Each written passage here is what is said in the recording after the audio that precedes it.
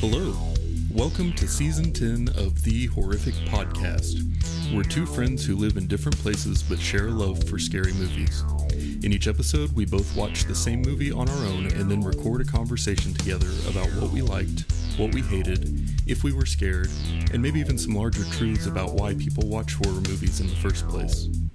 This season, our theme is Because We Have the Microphone. And because we have the microphone, you will listen as we discuss a bunch of movies that we just kind of feel like watching with no rhyme or reason. Think of it as a collection of movies that we've referenced a lot in previous seasons or been curious about for a long time. Thanks for joining us, and we hope you enjoy the episode. So I don't think I'd ever seen this one all the way through somehow. Oh, really? Yeah, because I know that you and I have watched at least kind of the first part of it together, because the whole scene inside Captain Spaulding's was very familiar, like the robbery and everything in the beginning. Yeah. And then the further I got into it, the more I was like, oh, I haven't seen this and I don't remember any of what's happening here. Mm-hmm. And so I went into this movie expecting it to be like very familiar, and then it wasn't at all, and that made it a lot more captivating. But I was also wildly surprised by it. There were some things about this movie that I was 100% not expecting. Yeah. And now I understand why you've been so excited about this movie for so long. Yeah, I think it kind of hits the categories for some of the things I like, which is, the DIY style. Sometimes, horror movies can get away with not making a ton of sense, but I also felt like it was just, I feel like with this movie, it was almost like a type of like trial run in a way. Let's see what we could kind of get away with and see how this filming technique works. It almost seemed like it was a tester that just somehow kind of, took off. Well, I would say that it was a tester or like a pilot for technique and ideas and stuff that actually made it something super unique that Rob Zombie has not equaled. Yes, 100%. I actually really, really liked a lot of the kind of production stuff that got thrown into this one. And I think that there were some elements of that he used like in future movies and stuff. But I think that like we talked about with Devil's Rejects, how it almost felt like a psychedelic fever dream of a movie. Mm-hmm. I feel like this one was more like just a straight up nightmare. Yeah. And the creativity of a lot of the elements in that really stood out to me. So yeah, I'm excited to dig into that more, but I will introduce it and then you can do your fun facts. It makes me giggle to think about like fun facts about this movie because it's dark and disturbing. Yeah. And then we will get into the bloody details. Sounds great.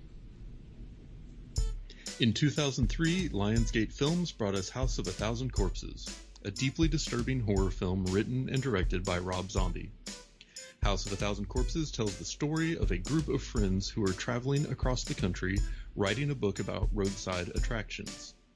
Along the way, they have an encounter with Captain Spaulding, who sends them off to investigate the urban legend Dr. Satan. As is usually the case in horror movies, they find more than they bargained for. House of a Thousand Corpses was made on a budget of $7 million and made almost $17 million at the box office. It can currently be streamed on Amazon Prime Video at no extra charge to Prime members. It's very nice. What did you learn about this movie? So, near the beginning of the film, Captain Spaulding talks about how he took over the shop right after John Wayne won the Oscar. For the record, that would have been for the 1969 movie True Grit, which he got the Oscar in 1970. So he had the shop for 7.5 years. Tying into that, though, when Spaulding is talking to Wydell, he says, "Don't get all True Grit on my ass," which is a reference to the comment about owning the shop since the Duke won an Oscar for the movie True Grit. I definitely appreciate the tie-in. One, because it's True Grit, and John Wayne. And 2, I like when you make a reference and then reference that reference later on. It really works a lot in jokes, but specifically in this movie, I liked it. Like I talked about with The Devil's Rejects, several characters were named after the characters of the Marx Brothers films. So you had Captain Spaulding, he's from Animal Crackers. Quincy Wagstaff was from Horse Feathers. Rufus Firefly, Duck Soup. Otis Driftwood was from Night at the Opera. Dr. Hugo Z. Hackenbush was from A Day at the Races. And S. Quentin Quell was from Go West. They were all portrayed by Groucho Marx. And yeah, just yet again, I think that also, one of the things I enjoy about it is Marx Brothers were wholesome, 30s comedy, Yeah.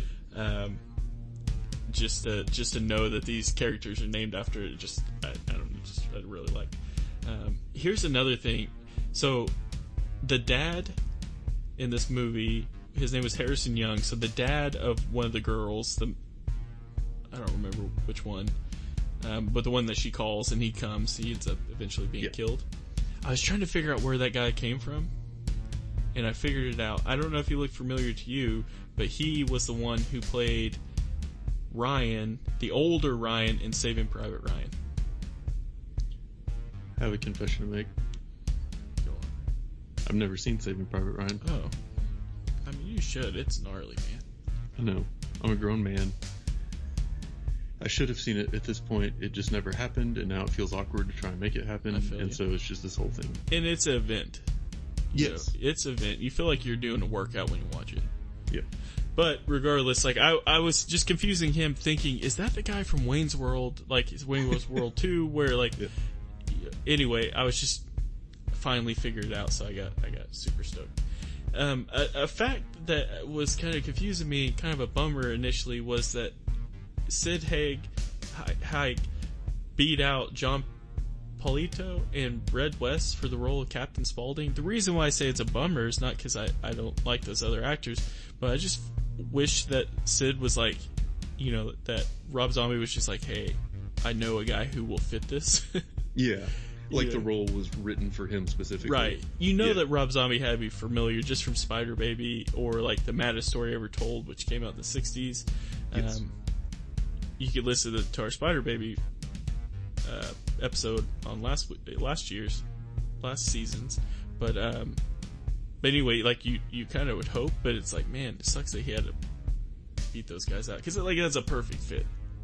It really is. You couldn't imagine anyone else doing it. Yeah. Like, he really owned that role, and especially as it goes in through others. And we've seen Sid in a number of movies over the years, and I think this is probably the one where he feels most natural and perfect. Mm-hmm. I don't think he is the most talented actor in the world. Oh, yeah, no. But in this role, I could not imagine anyone else. Yeah, without a doubt. Without a doubt.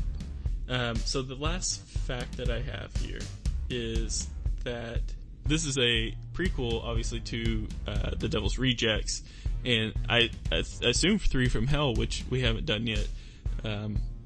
However, Tobe Hooper was a fan of this film. As a result, he actually offered... So the reason why I'm telling you this is because, like, I thought that, per usual... some of the acting that Sherry Moon Zombie does is a little rough. But so Tobe Hooper, though, who did he was director of Texas Chainsaw Massacre, Texas Chainsaw Massacre 2, Poltergeist, Spontaneous Combustion, like just a whole bunch of films. He actually offered Sherry Moon Zombie a supporting role in his film Toolbox Murders, which came out in 2004. He had loved her character. She actually initially turned the role down, as she did not have the desire to be a full-time actress and only appeared in films because director Rob Zombie was her boyfriend at the time. Eventually, she did it and has not appeared in a film other than one directed by her husband since. She did actually have a short appearance in TV show Californication, but still. Those are my fun facts of the film. So, if we were in the car coming back from a show, back when we played in the band together, late at night, and we came across a place called Captain Spaulding's Museum of Monsters and Madmen and Fried Chicken and Gasoline, could you imagine like a more targeted advertisement? Yeah, we'd be dead so fast. Yeah, no, yeah. And like, if we went to that place and then we almost got murdered and we like barely escaped with our lives, and then we made it, I don't know, 100 miles down the road, and then we saw another place that looked exactly like it, we would stop again. Yeah, right? Like, yes. Like no doubt, yeah. 100% created a perfect little environment for our interests. Right. Which I feel like just kind of shows that Rob Zombie, in making this movie, was very much aligned to our type of people. yeah, without doubt. And so the movie overall, I feel like, was very like, it was made obviously by somebody who loves horror movies. Yeah. And loves kind of the classic practical effects, kind of like the gore and slasher genres. But I don't know if I'm just biased because Sid was in it, but I felt like there was maybe a strong influence from Spider Baby in this one. Yeah. Especially once they all get back to the house. Yeah. And so, yeah, it was kind of cool just to see, like you mentioned before, it was like a very DIY type movie. It felt pretty low budget. The film quality was very rough a lot, and you could tell that the sets were pretty narrow. Like, you never saw like a big open shot of anything really. It was just like, we've got the decor in exactly the area that we need it to be in the background of the shot. But at the same time, it did a ton of really creative things and was very much true to Rob's like love of horror movies. And that made it added a lot to it that to people like us who watch horror movies all the time, I think would be just kind of delighted by. Yeah, I feel like the goal, which was easily accomplished for him, was to set out a movie that there was no breaks in like the horror aspect. Yeah. There was humor, but it was also like super dark humor. Super dark and like, just it wasn't used to break up. Like sometimes humor's used I feel like in horror films to kind of break up and give you a break, which is nice in some films. In this one, like, it wasn't used for that case at all. If anything, it was used to make it even more messed up than what it seemed, or than what you were seeing. So it was just like this whole atmosphere, dark, creepy, greasy people.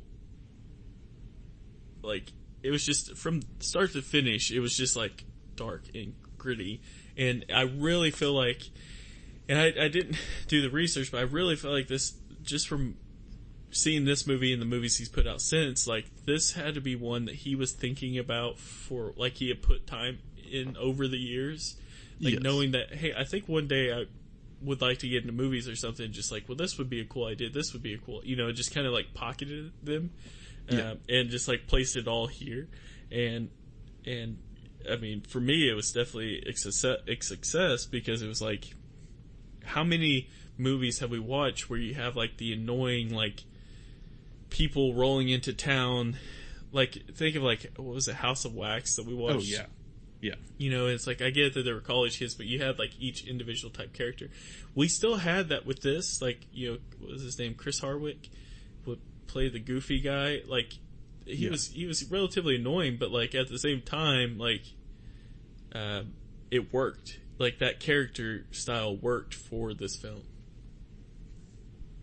Yeah, for sure. I mean, like, everything, I took very few notes while watching this one because it just kept my attention.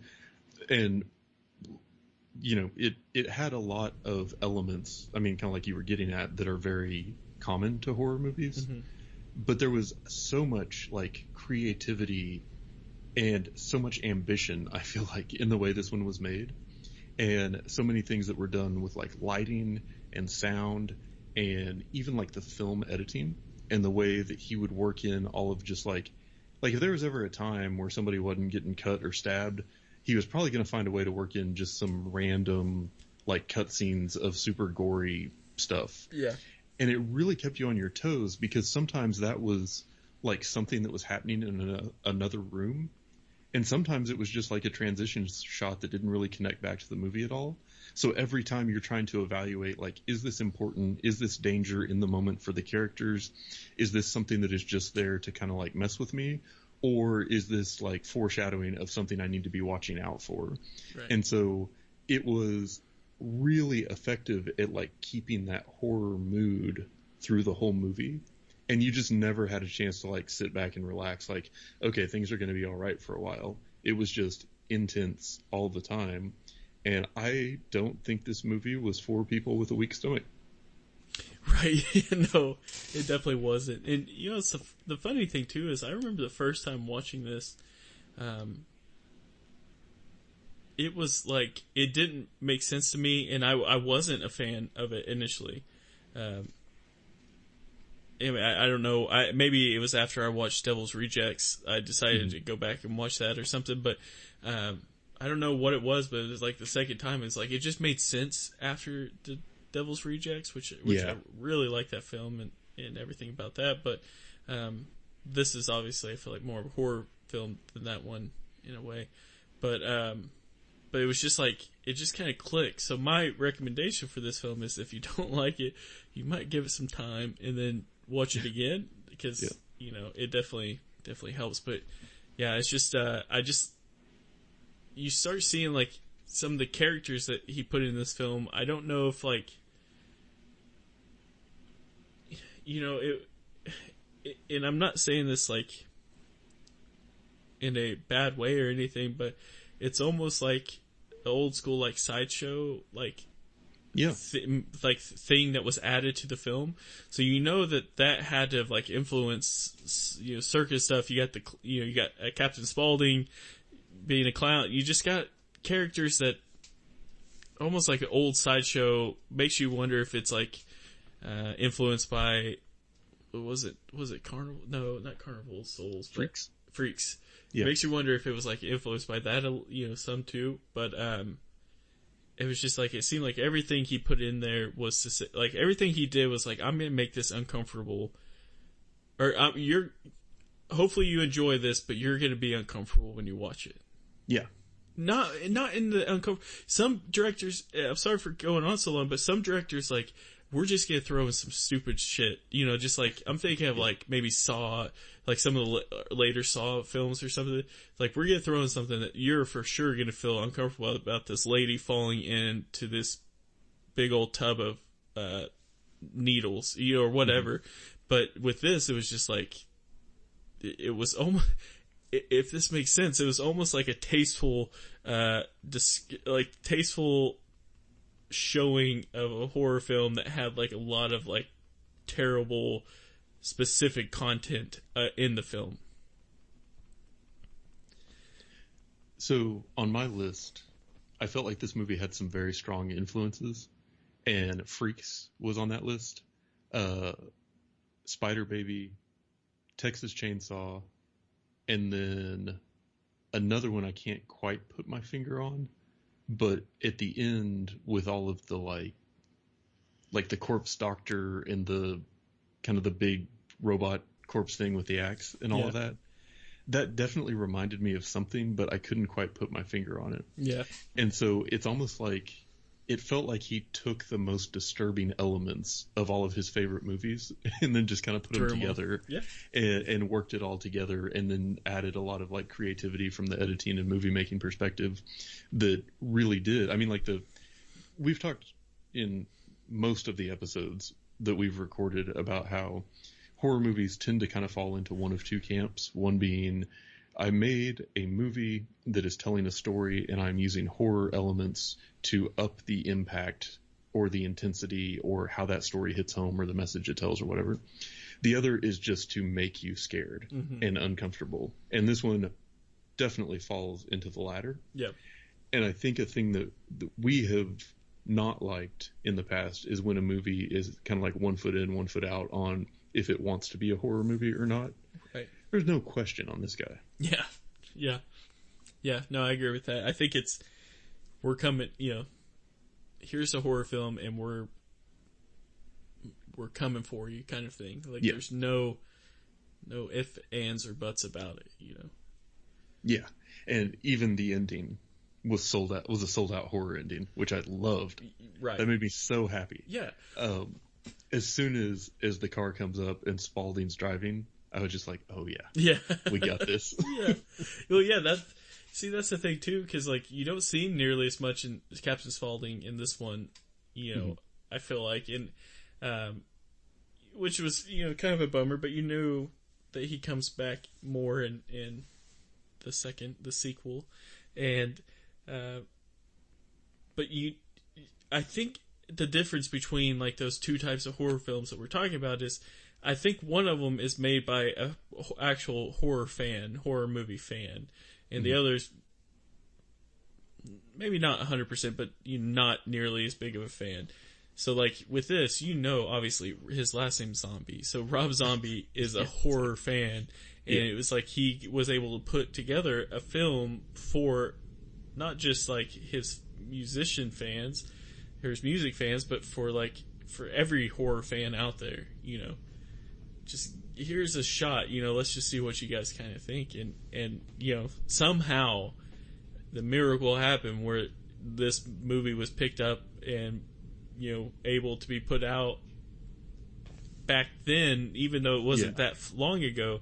We have like more, I feel like more distribution groups now than what we've ever had, but where they're willing to take a chance on this kind of stuff.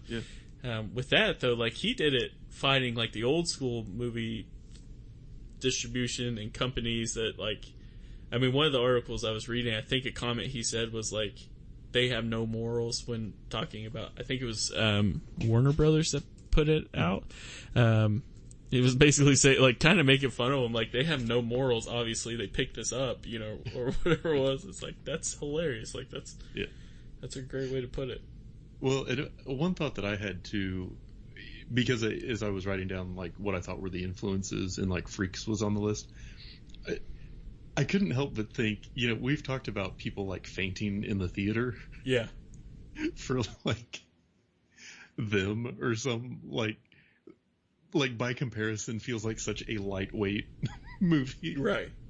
And it's just like, could you imagine if this movie somehow was shown to the average audience in like the 1940s? Oh my god. People would have straight up died. Yeah.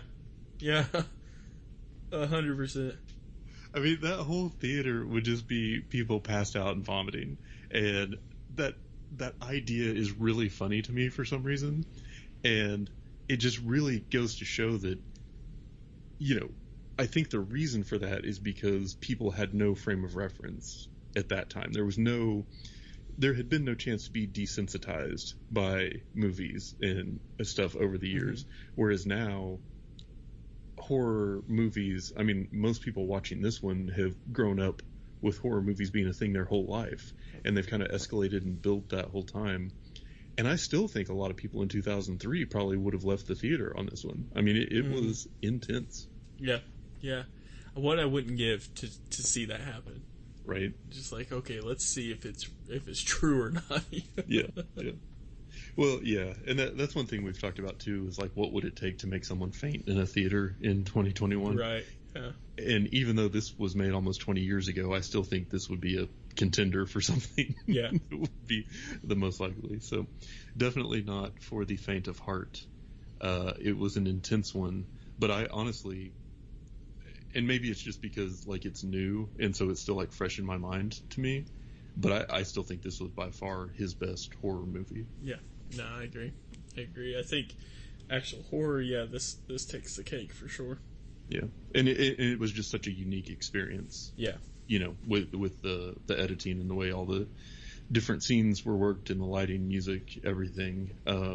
Like you mentioned before, story-wise, a lot of stuff didn't really make sense, but I don't feel like that's what he was going for. I mean, like with most of his movies that we've seen, it's more about scaring you, creating the scary environments, keeping you kind of off balance a little bit, and just making it a very, hold on to the edge of your seat type horror experience. And it pulled that off pretty well. Yeah.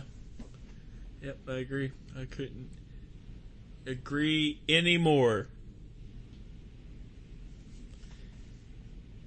I also like the part where Spalding talked about more cushion for the pushing and liking bigger girls. And then that was definitely worked into Devil's Rejects. Yeah. There were a couple other things like that as we were going through where I just kind of chuckled to myself because I remembered, scenes from Devil's Rejects that were like clear references back to something from this one. So it was kind of fun. Yeah, that's a good writer, I feel like, in that situation. Yeah, like I said, I didn't really have a lot of notes on this one. I don't have whole lot more to say about it. It just, if you are a fan of horror movies and dark horror movies and slashers and intense, uncomfortable stuff, then this is probably going to be a pretty good fit for you. If the scariest movie you've ever seen is The Ring, then you might steer clear of this guy. Yeah. I'd also say this, and just take this guess, but I feel like if you actively came here and you are listening to this podcast based off of like the name of like season 10 episode whatever, then like you probably have seen this before, so you're hey, saddle up, make sure you like, and subscribe, because like this is just what we do. Yep. And also shout out to Australia. And thanks to Real Good. And that's it for today's episode. If you've listened this far, then thank you, and we hope you've enjoyed it.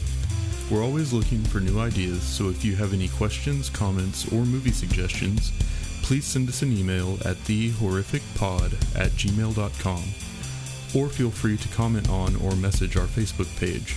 Just search for The Horrific Podcast. Thanks for listening.